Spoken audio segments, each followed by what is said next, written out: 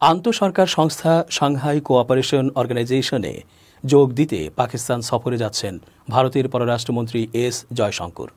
চলতি অক্টোবরের মাঝামাঝি ঘটতে পারে এই সফর। ভারতের পররাষ্ট্র মন্ত্রণালয়ের মুখপাত্র রণধীর জয়সওয়াল এক সংবাদ সম্মেলনে এ তথ্য জানিয়ে বলেন, আগামী 15 ও 16 অক্টোবর ইসলামাবাদে এসসিওর সম্মেলন হবে। সেই সম্মেলনে ভারতীয় প্রতিনিধি দলের নেতৃত্ব দেবেন আমাদের পররাষ্ট্রমন্ত্রী। পাকিস্তানে ভারতের কোনো মন্ত্রীর সর্বশেষ সফর হয়েছিল 2015 সালে। ভারতের তৎকালীন পররাষ্ট্রমন্ত্রী সুষমা স্বরাজের সফর ছিল সেটি। তারপর গত প্রায় 10 বছরে ভারতের কোনো মন্ত্রী আর পাকিস্তান সফরে যাননি। উপমহাদেশের দুই প্রতিবেশী দেশ ভারত এবং পাকিস্তানের সম্পর্ক বরাবরই বৈরী। তবে এই সম্পর্ক তলানিতে গিয়ে ঠেকে 2019 সালের ফেব্রুয়ারিতে।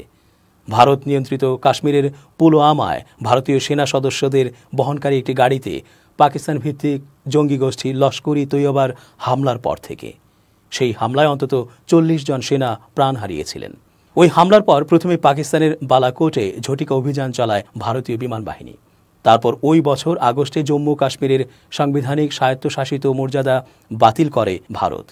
ভারতের কেন্দ্রীয় সরকারের এ পদক্ষেপের তীব্র প্রতিবাদ জানিয়েছিল পাকিস্তান, কিন্তু ভারত তা আমলে না নেওয়ায় চরম তিক্ততায় পৌঁছায় দুদেশের সম্পর্ক। এসসিও বিশ্বের বৃহত্তম আঞ্চলিক আন্তঃরাষ্ট্রীয় সংস্থা।